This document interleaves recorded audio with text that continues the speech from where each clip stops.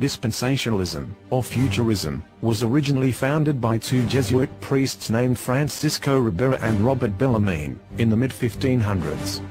At the Council of Trent, the Jesuits were commissioned by the Pope to destroy Protestantism, and bring the people back to the Mother Church. However, the Inquisition and torture used by the Roman Church only convinced Protestants that Papal Rome was indeed the beast, or Antichrist, that would make war with the saints. These Jesuits were determined to develop a new interpretation of Scripture that would counteract the Protestant application to the Roman Church. Like Luther and the other reformers, these Jesuit scholars read the prophecies about the Antichrist, but they came to different conclusions than that of the reformers. This viewpoint quickly became the official Roman Catholic position on the Antichrist, and has now become the modern viewpoint of Protestantism today. Ribera and Bellarmine declared that the prophecies of Daniel and Revelation would not be fulfilled until the very last days, when, for 2300 literal days, or about 7 years, an Antichrist would appear. Another Jesuit by the name of Manuel Lacunza also wrote about prophecy from a futurist viewpoint.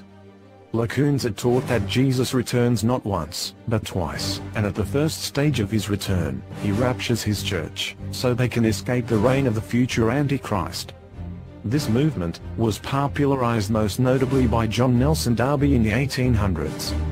Darby is known as the father of modern futurism, or dispenzationalism.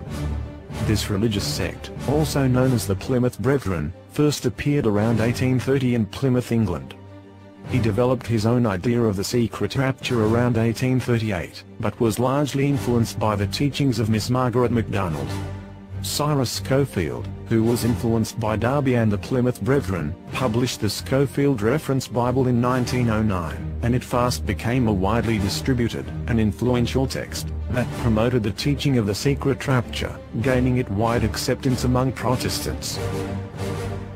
However, the first book to really bring futurism to the masses was a book entitled The Late Great Planet Earth, which has sold more than 35 million copies, and was written by Hal Lindsey in 1970.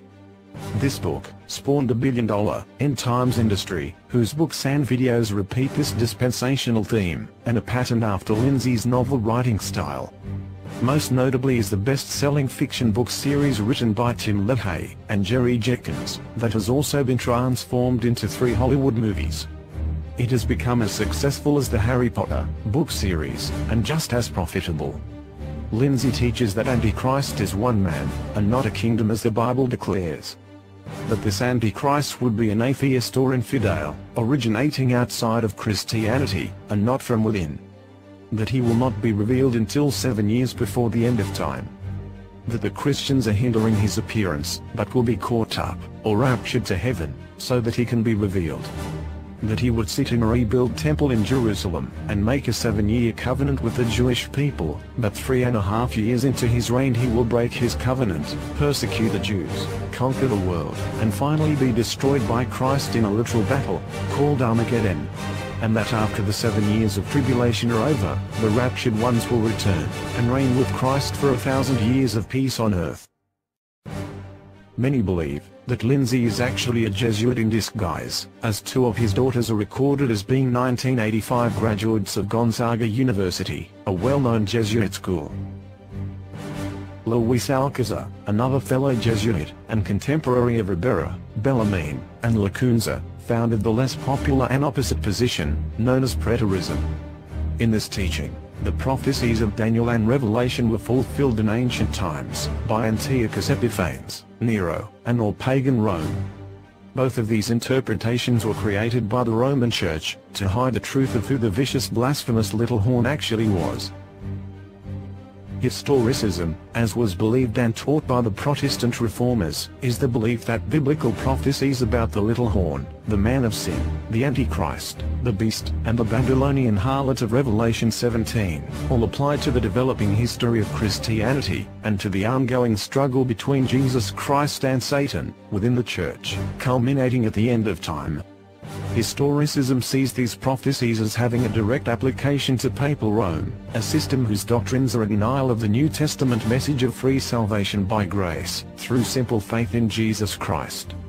In direct opposition to historicism, are these Jesuit viewpoints of futurism and preterism, which teach that the Antichrist prophecies have nothing to do with the history of Papal Rome. Rather, they apply to only one sinister man who comes at the end of time, or one sinister man of history. These doctrines originated within the Roman Catholic Church itself, making them the very doctrines of Antichrist.